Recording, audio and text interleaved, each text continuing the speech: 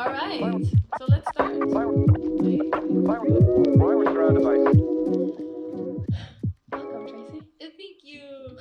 Should I call you Dr. Tracy? No. No? Tracy's okay. I mean, that's the thing in the Middle Eastern culture, you know? Once you're a doctor, you're always a It's doctor. not even once you're a doctor. Once I got into med school, I was doctor. Really? I was like, yeah. Your family called you doctor? Yeah. The day I started school, I was doctor. And I was like, I didn't even know their anatomy. I was like, I know your skeleton. Like, that's all I knew. So it was Dr. Tracy. Since I mean, then. in the beginning, when I first met you, it was kind of like a habit, like Dr. Tracy. Oh, But I that's also understand. your like social media persona. I know, and it is nice and it's cool. I mean, my mom is also a doctor. She was always a doctor, and Mhm. I kind of liked it. Yeah. But then I think it is nice. Mhm. But I'm also Tracy. Yeah, Also you just are. Tracy.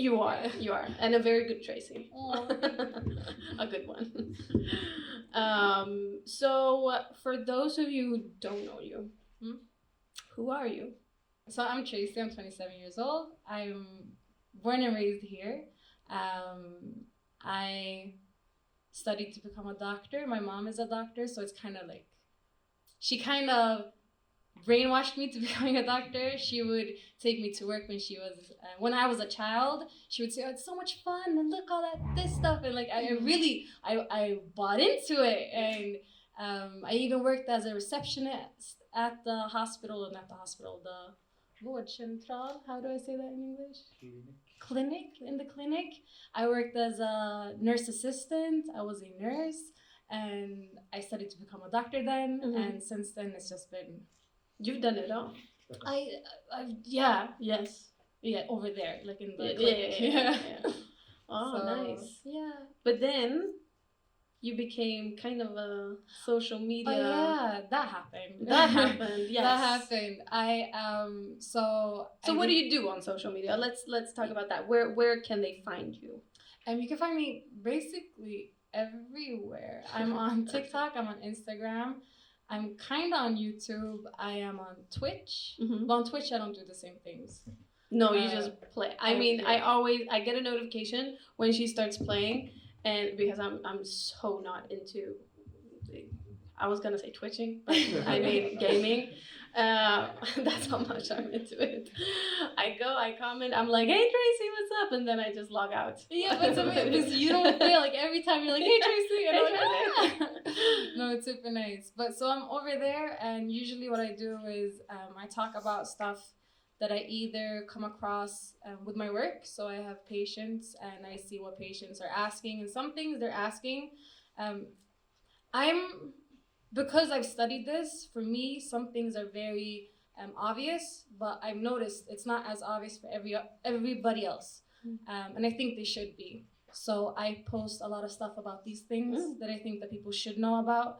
I feel really bad that they have to come to the doctor to ask these things. So I talk a lot about that, and then I do some fun facts, like that people don't know about their body. That could Tell be us. A fun What's fact? a fun fact? Yeah, What's a one fun fact. Oh, you're putting me on the spot right now.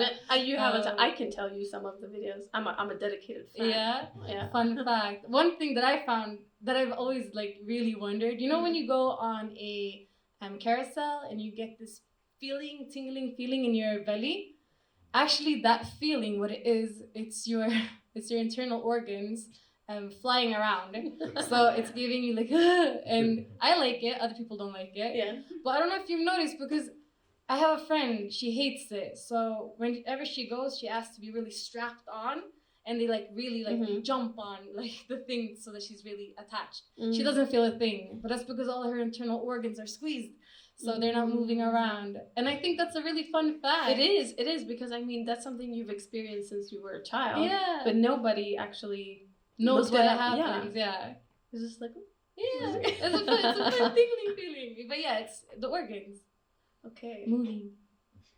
It's fun. But can you just you know when people say like, "Oh, I feel butterflies in my stomach." Oh, when they're like, In love. Is there a medical? What's happening? What's like happening? medically? I don't know. You're a doctor. What the hell? Your organs? I don't know. But okay. And all right. But can you tell us? I know you're talking a lot about like fun facts, but you're also, are you calling it debunking myths? Yeah, I Can do. you give us 3 different myths? Yeah. All the debunking I do is usually that like it causes a lot of dividedness in the people. Like one that's very typical that I do, and I think it's funny because I know that it's not true, but people insist that it is. My mom insisted that it was when I was a kid, and she's still a doctor, and she knows it's not true, but it's still a thing. It's that you don't get sick by the cold. If you shower and you go outside, it's not automatic that you're gonna get sick. You don't get sick by the cold. And my mom, whenever I would take a shower, she would never let me go outside. And my brother, he would always go outside in the winter with shorts. And he never got sick, but my mom was like, oh, he has such a good immune system. But no, you get sick by bacteria or virus. You don't get sick by the cold. But then people are like, oh, but you do get sick. Okay. And then you can kind of you can talk about it because when it's cold outside, your blood vessels, they constrict and not as much blood is going there. That means also not as much immune system is going there. Okay. And therefore, if you actually come in contact with virus or bacteria, you might get sick more easily. But it's not the cold that's causing you to get sick. If you don't have a virus or bacteria, if you're out alone in the nowhere and you're completely naked and it's snow, you're not gonna get sick. And that's that's something I always. Do you agree? I mean, I have to. You're a doctor. I mean, I don't have a say in this. Well, you're telling me facts. But it's funny because my mom is a doctor and she knows this is true, but still, she still doesn't allow any of us go outside when it's cold. But I think it's just so deep motherly care, right, Mom? Where are you? There you are. You always tell me.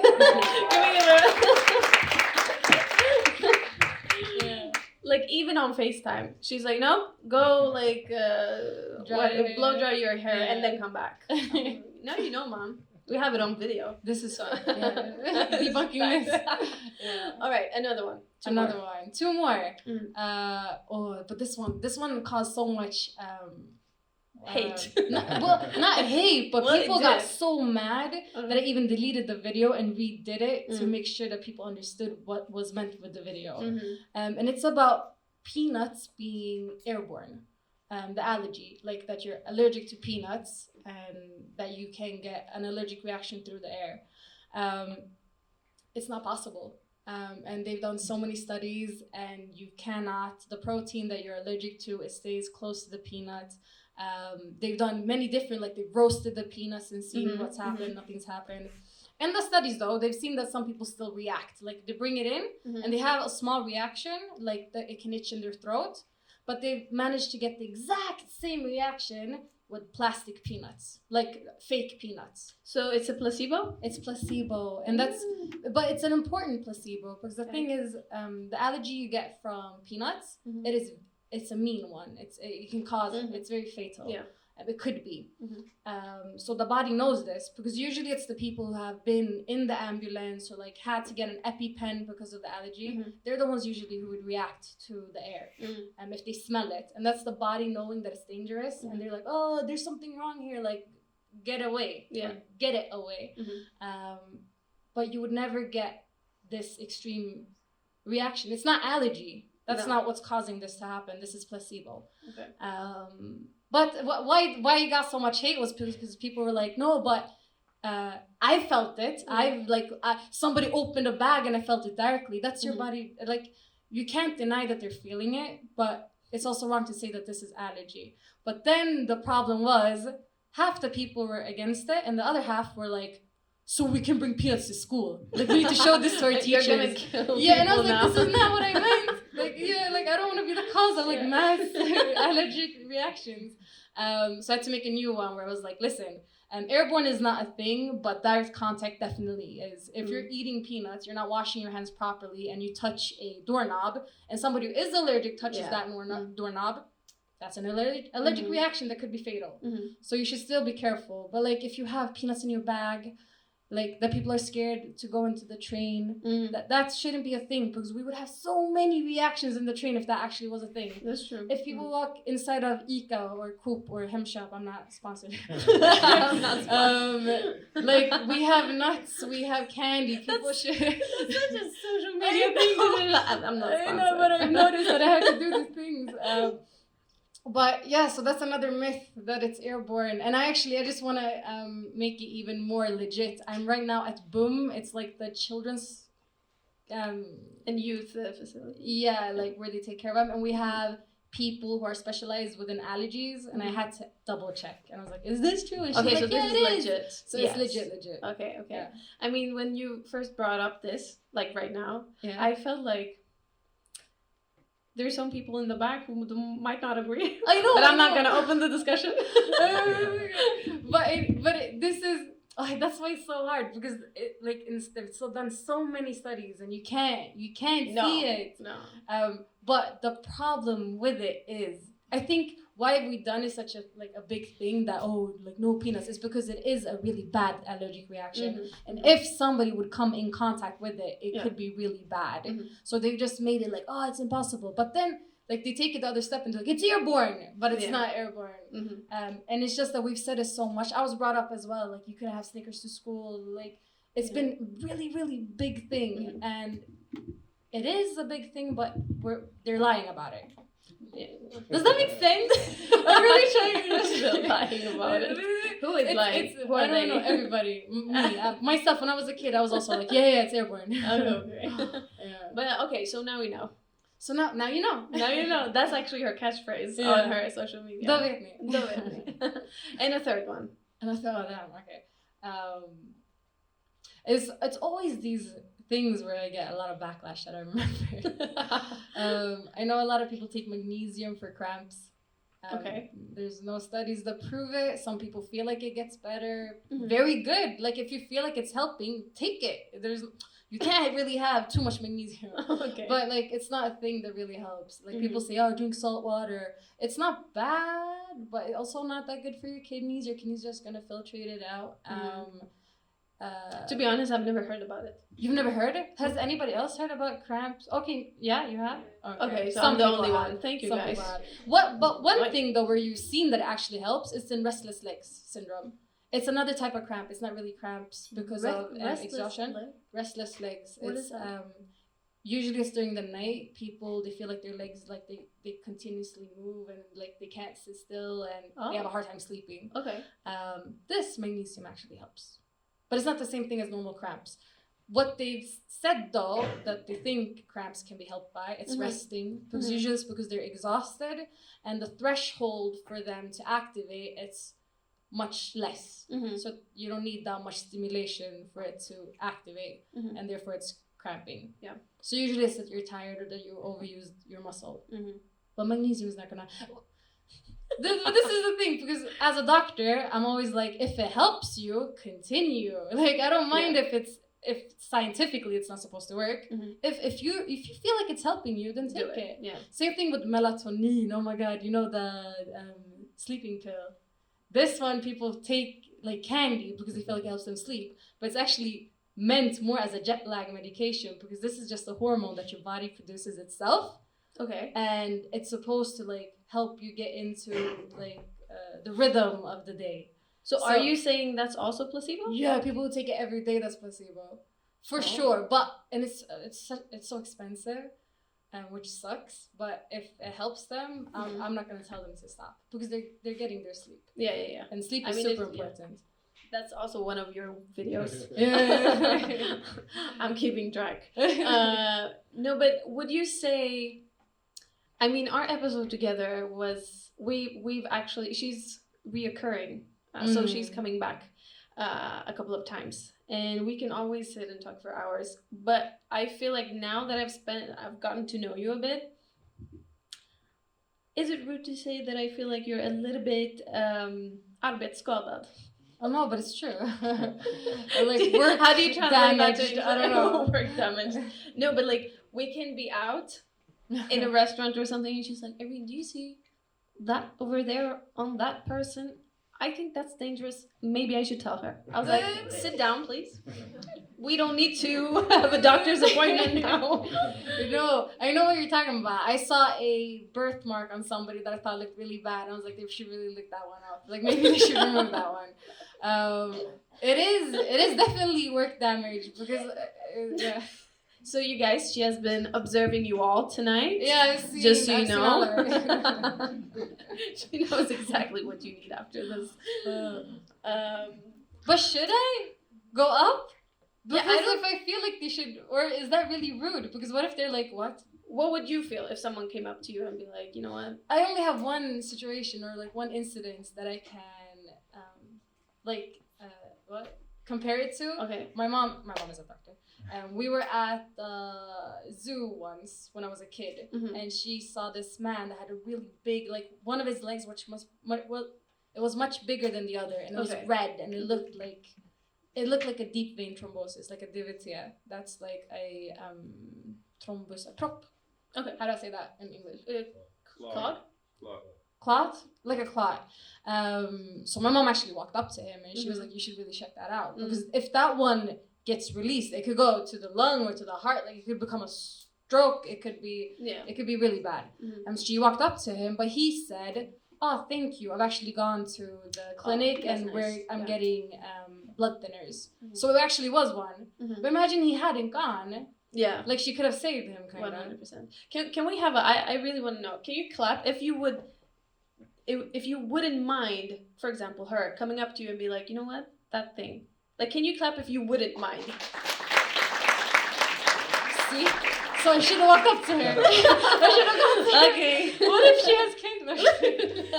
Oh my god. No, I know, but I mean, after a while, you cannot help but think about those things. Yeah. But then from now on, if I'll do it. Yeah. I have your blessing. Yeah, do it. But okay, let's talk a little about the. Did you have so basically our first episode together is basically like this. We're talking about different things, your different videos, how you got into TikTok, because that's where you kind of blew up. Yeah.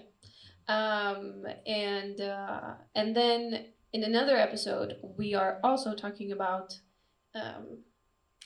how to become a doctor and how your experience was. Yeah. And can you tell us a little bit of like, where did you study? So I studied in Latvia, in Riga.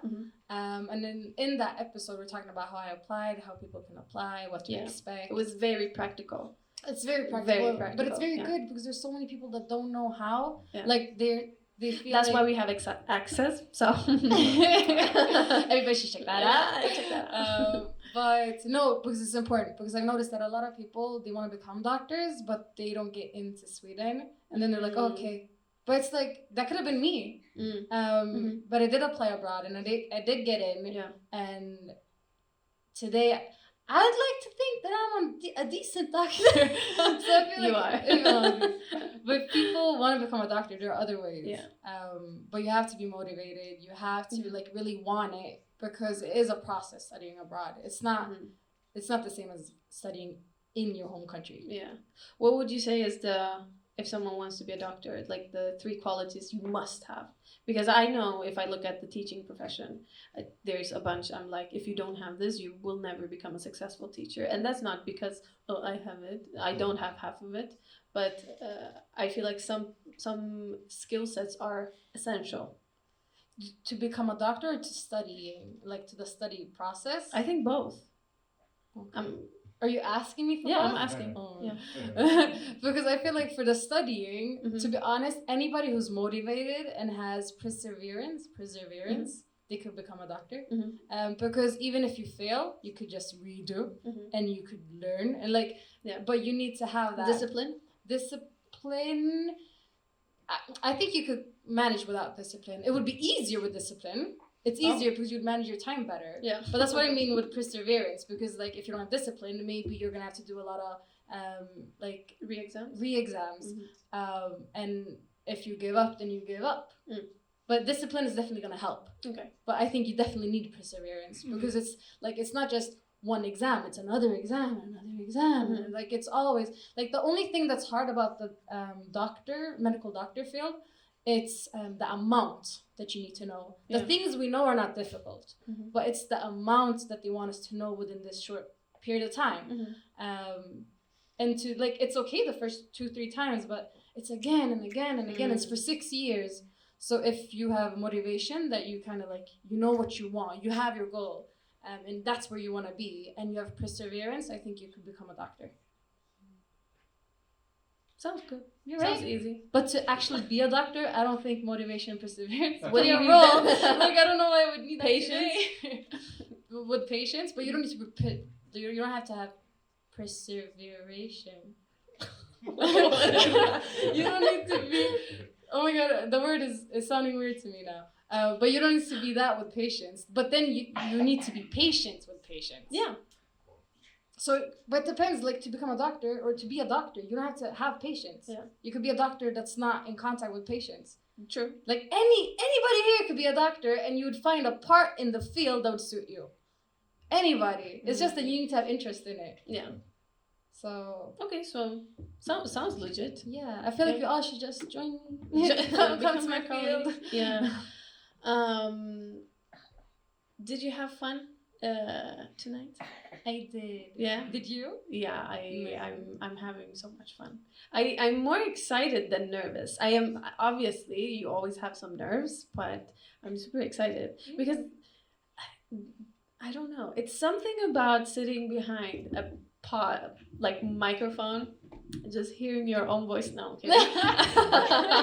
I'm kidding. No, it is nice. It's nice to just sit and chat, and I'm very excited for our episodes to be published. Same. Because I feel like they're very practical, and I mean, even I learned because I have to do some studying before it. Yeah. It's for every episode, and then break it down and then make a list out of it. Lists are nice. Yeah. But Tracy, I want to tell you a massive thank you for saying yes to coming to the podcast to record with me. We didn't know each other before, but we're great friends today. Yes, I want to say. And she helped me yesterday until midnight. She was one of the strong people. We have Sargon. And where are you, Lilia? Where are you? She's in the back. She's in the back. And I really appreciate it. Of course. I'm stuff like that you don't forget, especially in the early stages. That's like friendship points right there. It is 100%, and but I always have. Also, just like because this was your vision and it turned out great. Can we just like clap for it?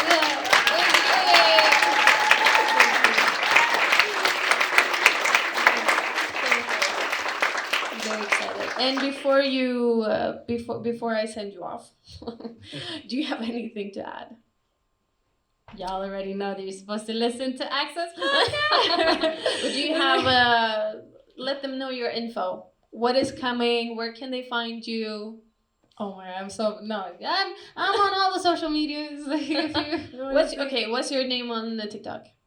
Dr. Tracy. Dr. Tracy. Instagram? Dr. Tracy. Dr. Tracy. Twitch? Dr. Tracy. Really? It's Dr. Tracy everywhere, but it's either dr.tracy or it's doktor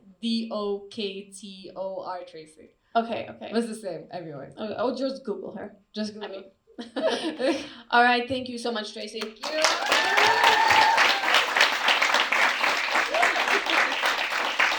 All right.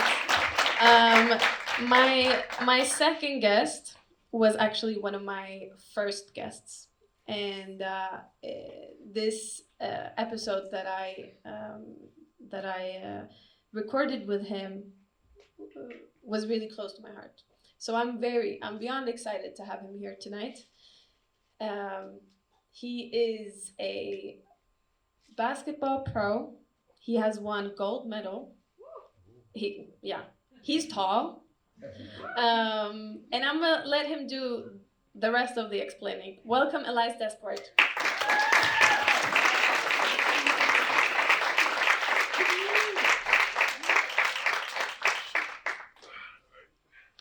Are you comfy?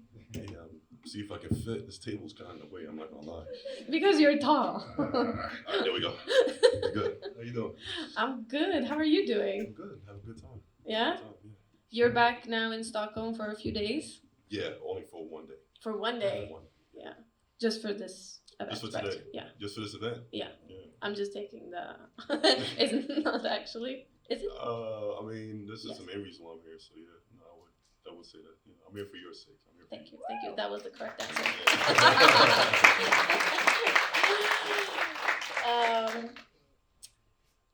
Tell us about yourself. Okay, so my name is Elias. I am 30 years old. I play professional basketball, as you mentioned. I'm also a brother. I'm an uncle, friend, son. I have many labels, I would say. I'm not just one thing. Also a podcaster now. Just started my own podcast, actually. Can we... We're going to talk more about that. Yeah, more about that later. I don't want to spoil anything, but yeah, just that was a quick intro. One thing I like about Elias is I remember when we first recorded the episode, and I asked you the same question. I was like, "Who are you?"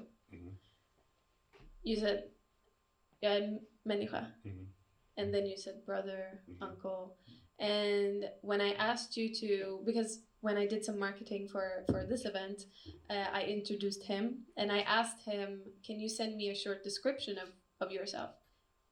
And that was on top of the list. Yeah. I'm a human being. Yeah. Can you just tell me? I love that answer.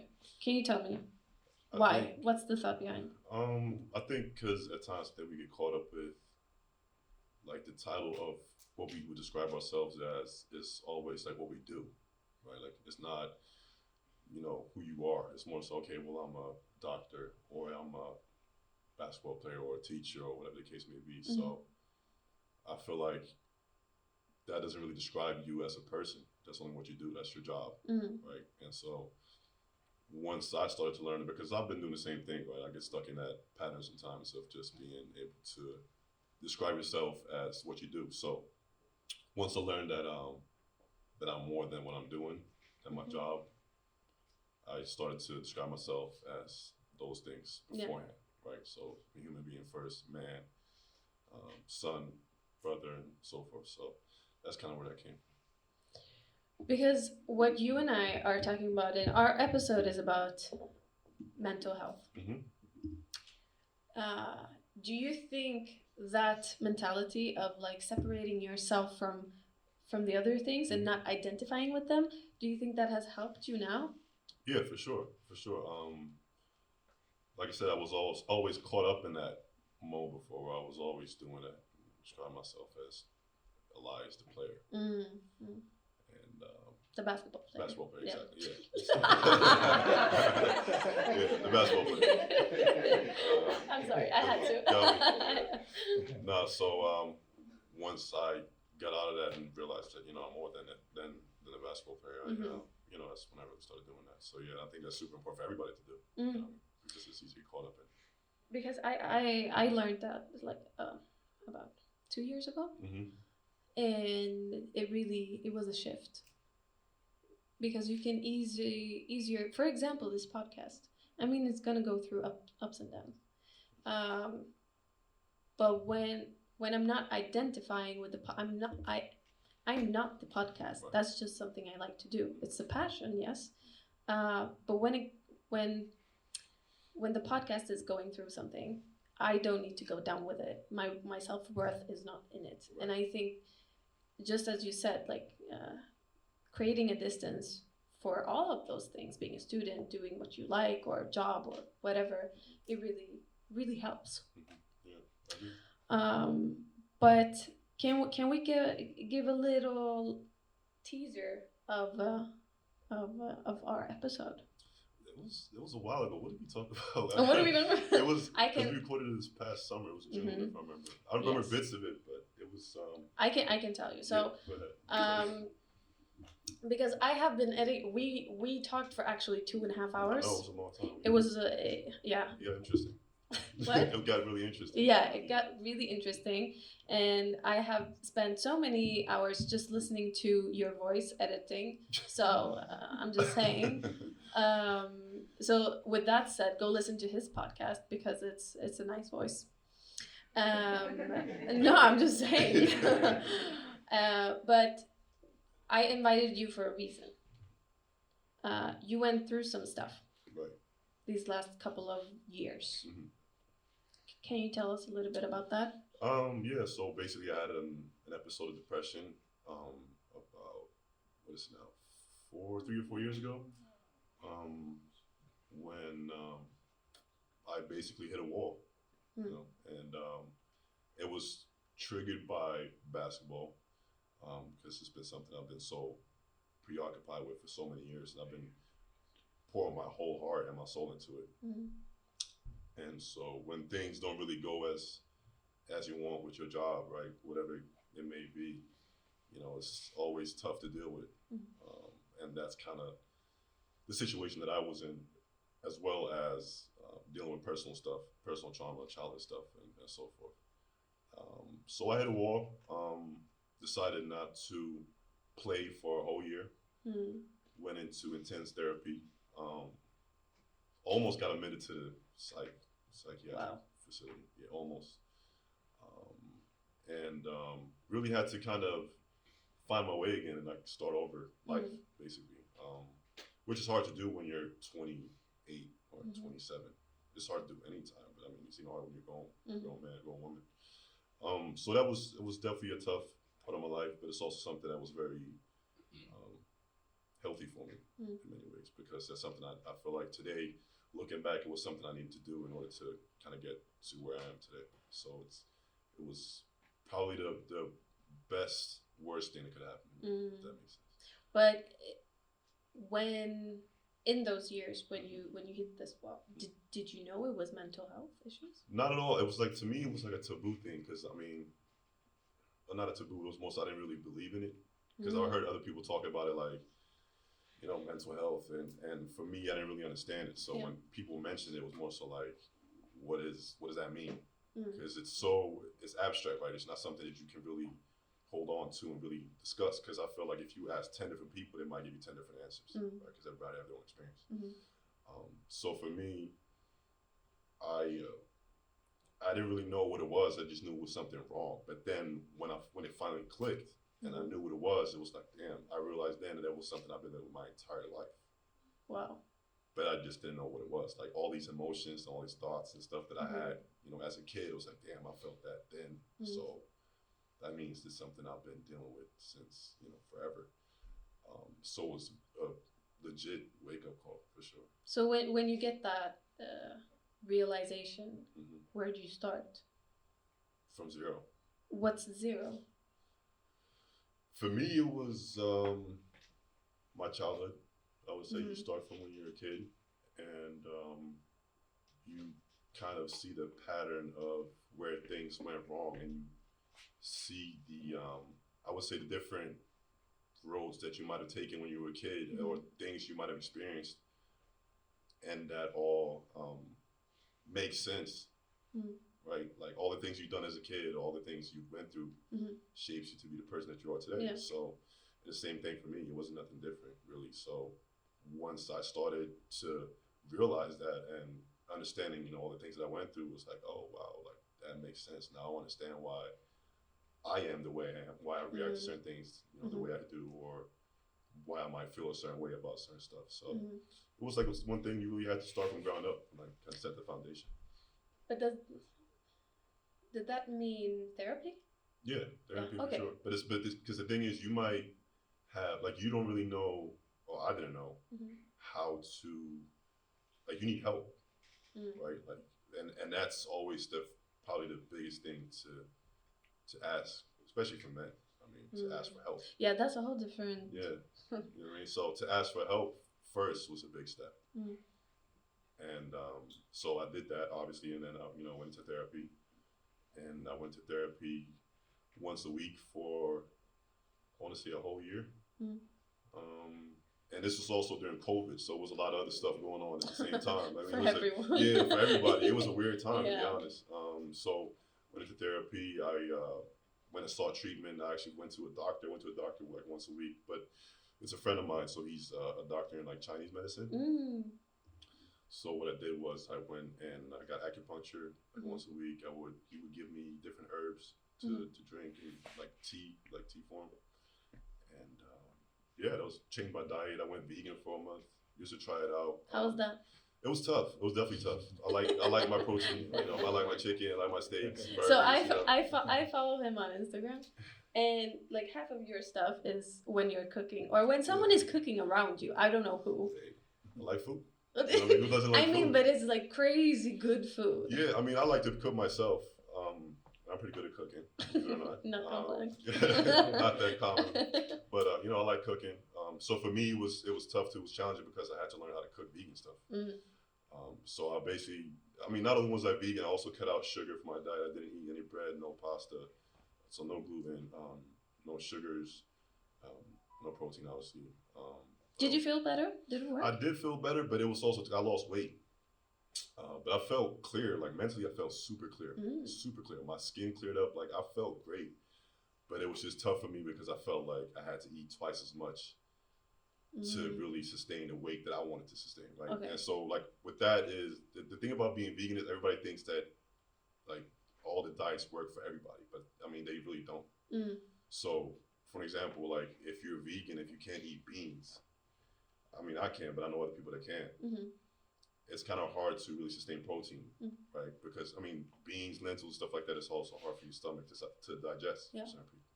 I'm sure the doctor could probably agree with Yeah. me. Where are you, Tracy? Right. Yeah. So with that being said, it's like okay, well, you can say, oh well, you should go vegan. It's like yeah, but I can't eat beans. I'm like, you know what I mean? So Yeah. I'm saying that to say that every diet doesn't work for everybody. Mm-hmm. So, but for me, it worked, but it's tough. It was very tough. And it's something I could, and it worked for me. It's something I wouldn't be able to do today. Mm-hmm. I could say.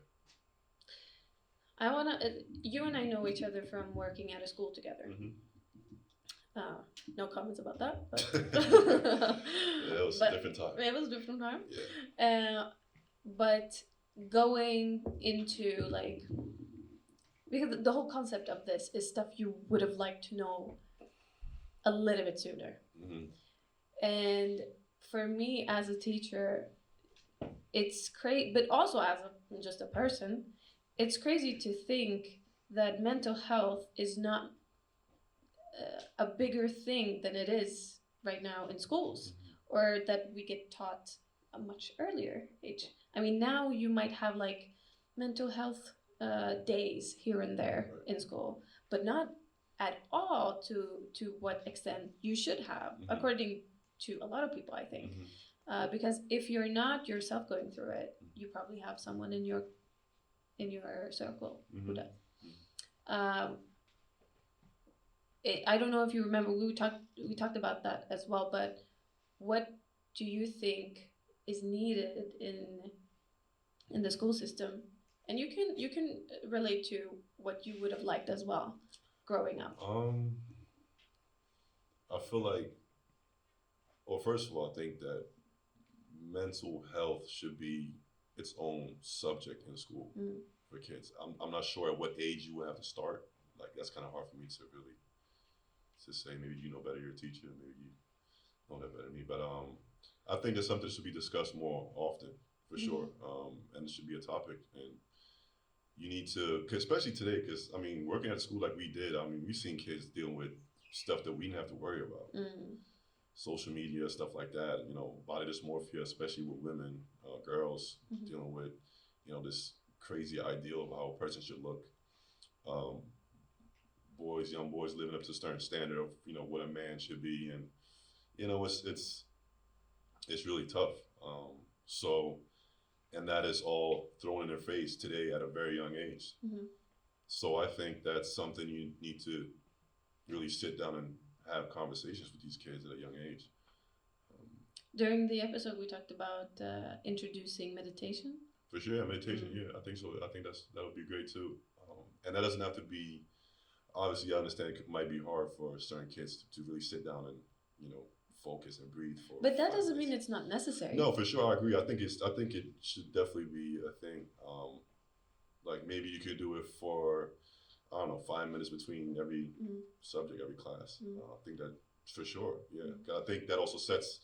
I think that'll help them too in their academics as far as focusing. 100%. Yeah, focusing and probably performing better in school. So. But also, like I would say, to create this awareness of what it is. Right. Yeah. Because I mean, I come from a culture where it's not real mental health, or it didn't used to be. So creating this, like, this is what it is, and maybe then recognizing some of the signs for it, I think it's important. And by now that I love lists, so we made I don't know if you remember, we made a list during the episode as well of maybe if you feel like you're in it now, and like what can you do? Like give me concrete examples. I have this list, but look. See if I remember. I'm not gonna test you. No, I'm not gonna test you. It's a pop quiz. That's later. Okay. But just answer the question to an extent. Give me 3. Like, what can you do? Yeah, just like literally concrete stuff. What can I do? Well, meditation for sure. I'll probably put that number 1. But then you can see, meditation is tough because you also got to know how to meditate. Not everybody knows how to, and I'm still learning. One thing I've learned about is not to judge yourself while meditating, and I say that. I mean, like you can't assume or expect you're going to be an expert on your first day. Expert how? Because there's a lot of things that go into. Because first of all, you just need to calm yourself and calm your mind. Because I mean, let's face it, we all have different thoughts every day. Things racing in and out. Like it would be most random things, right? And so to just sit down and calm your mind is probably the first step you need to do. And then obviously with that comes the breathing and all the other stuff.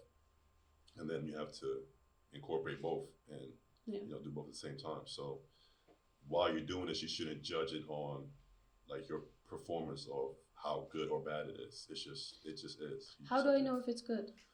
Diets, whatever the case may be. So, and there's always people that talk about us as athletes, but they don't talk to us, right? So I figured, why not create a podcast where we, the players, get a voice, right? Have our own voice and our own platform where we can discuss these things in an open forum, right? And it's almost kind of as if you were to be in a locker room where we just sit and talk shit after practice or after games, and just talk about. How has that been received by that community? I think it's been.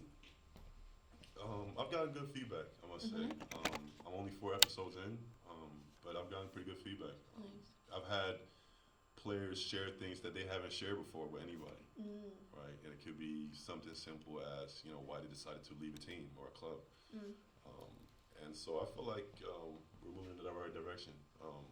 So I've had people come up to me and be like, "Yo, I really like that episode. Keep going." So that's nice. So I'm hoping that it'll continue. I'm happy for you. Thank you. It's really appreciate it. I've listened to the first episode. Yeah. Really liked it. But we also talked about some of the things off court in the episode. But you have to tune in for that. Exactly. No more spoilers. I mean, no more spoilers. And we also talked about this whole subject and how it is being a man in that.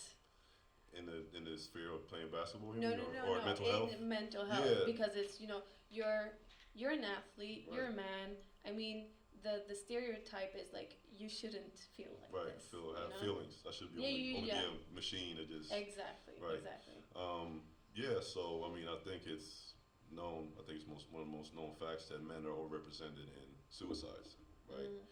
And the reason for that is, I think, because of the stereotype of how ideal man should be, right? The macho culture, which is also our fault, men's fault, not not women's, men's fault, right? And with that comes pressure, right? You have to be a provider, you have to be tough, you have to be physical, you have to be, and then when you have that kind of intersectionality with the sport and being a man, it becomes tenfold, right? So now I got to be even more physical. I got to, Mm. cut off my emotions completely, and I just got to run through a wall and just physically exhaust myself every day and perform, because that's anything anybody really cares about, right? Yeah. Especially the people that are paying your salaries, Yeah. or coaching you, training, working out, whatever. So it's definitely a tough space to be in, but it's only I think more men need to take that responsibility of breaking that stigma. Yeah. It's not, if we don't do it, then it's not going to change really. Because with that said, you have been very vocal about it. Yeah, very. I think Yeah. I mean, because it has to start somewhere, right? I mean, I can't sit there and say, okay, well, it should be this, that, and the third, and then not speak up. Especially because for me, it was never hard to share. Like for me, I never expected it to be this huge blow up of me sharing my experience. Right? I just told people what I went through, and I know there are a lot of other people, a lot of other players that suffer in silence. People that don't play, regular people, everyday people. And so to me, it was a no-brainer, and then people just grasped to the subject, and so yeah. When I tell people that you're on the podcast and we're gonna talk about that's one of the most asked for. For real? Yeah, Oh, it wow. is. That makes me happy. That's tough, actually. That's really tough. I think people are getting more aware, Yeah. and I'm very excited for this episode. And as you see, I think when we talked for 2.5 hours, we could still go on. Yeah, I know. It was crazy. Time just flew by. I felt like we touched on so many subjects. I felt like we talked about stuff that didn't even have anything to do with the podcast. We were just sitting there talking like it was over dinner or something. Yeah, it was so fun, because also, as I said before, because the funny thing about your episode is that I edited everything, and then for some weird reason it complete went back to the raw version. Oh, I was like, shoot. So that's why I've been hearing your voice more than everyone else's. That's what I'm saying. And in the episode, so when that day we recorded, they had just been cutting grass outside, so he was sneezing every 10 minutes. Oh yeah, I was that's funny, because it was I have summer. to cut this too. Because allergies. Yeah, because my allergies get messed up. I don't know. Some of you guys can probably relate, but my allergies get messed up at the beginning of summer. I can't stop sneezing. It's crazy. So I do remember that. You might have felt, Yeah. It was bad. I kept the sneezing. You did? One of them. Oh, well, I was like, I'm not. I was sitting there sniffing. I was like, I'm sorry, and then I try to hide it. When you try to hide your sneeze, and it's like one of those. I tried to, but I mean, at some point you gotta let it out. Yeah, bless you. Yeah, Bless exactly. you. Exactly. That's right. Yeah, but plug your socials. My socials. Oh yeah, so my IG, my Instagram. You're verified now. Yeah, I know. What is that? I don't know. I think it's because of obviously because of hoops. Basketball. We played. I've been playing now for a while. We just played in the Euro Cup as well out in Europe, which kind of gives you a bit more status. Championship definitely helped. You won that. We won a championship. I think that definitely. Yeah. That was pretty cool, especially considering that I haven't I took a whole year of not playing, right? So going from not playing for a whole year and just focusing on myself to then winning a championship 2 years later was kind of surreal. But also the Swedish national team, yeah. I got a camp invite. I got another camp invite. I'm going down to Malmö on Monday for another national team camp invite. Good luck. Thank you. I got a lot going on right now. Yeah. No, so what was your question again? Oh yeah, socials. IG, Elias, Desport. Nothing crazy. Then I'm on. I don't know if you guys do Twitter. Same thing there. Facebook. Same thing. Podcast Between the Lines on Spotify. Check that out. I really appreciate it. It's not, like I said, it's not so much basketball nerdy stuff. We try to keep it so that the average person can understand what we're talking about. Definitely check that out. I appreciate that. Perfect. And I want to say massive thank you. Thank you. It was my first recording back, and I had a period before that when I wasn't feeling good. Right. Yeah. So we talked about that, I remember. Yeah, we talked about that in the episode as well. And so this is this episode, and you saying yes to being on the podcast was also a turning point for me. So I will not forget. No, of course. I mean, hey, we're cool. Hey, look, for people. I mean, Joe is here. Shout out to Joe. Where are you, Joe? Joe is also one of our co-workers at the school we worked at. We went through hell at that school, so You it's don't like need to we're out them. bonded forever. Like some of the stuff we went through, we're bonded forever. Bonded by trauma. Yeah, exactly. Bonded by trauma, for real. So like, it was a no-brainer to me. Yeah. And also, I want to say, thank you to you. Like, Dr. Tracy said, thank you for this event. I think this has been great. So, I really appreciate you for having me and having us here. Of course. It Thank means a lot. Mm-hmm. And yeah, good luck with everything. Thank you. I hope you win. Me too. Trying. I mean, then I entered the MBAs. Isn't that a Yeah, no? that would be something. That would be amazing. But I'm also getting older now. I just turned 30. That's not old. In basketball terms, it is. It is? It is. Because I would say most people don't play, I don't know the stats, but I would say that most people don't play past 35, 36 maybe. So maybe like 5 or 6 years. And the NBA, like the competition is crazy. There's only been historically like 5,000 people ever playing in the NBA. 4,000, like ever. And Okay. so it's competition is crazy. I mean, I would love to get some free tickets, so work on that, I please. would love to give somebody free tickets.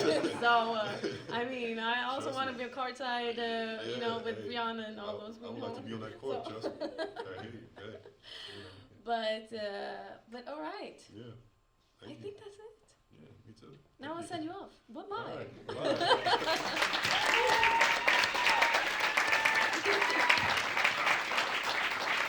By the way, how tall are you? 204. 204. Yes. Damn. Yeah.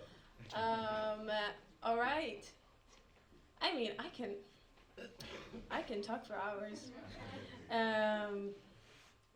I really want to continue, but I mean, I guess I have to stop. Yeah, that was the live podcast. This was so fun. I will probably do it again in the future. And before I leave this stage, I just want to say, Mom, I love you.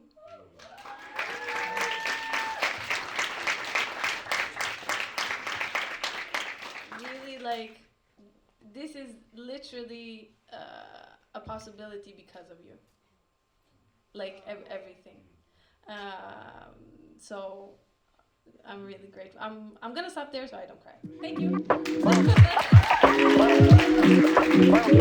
are we driving by?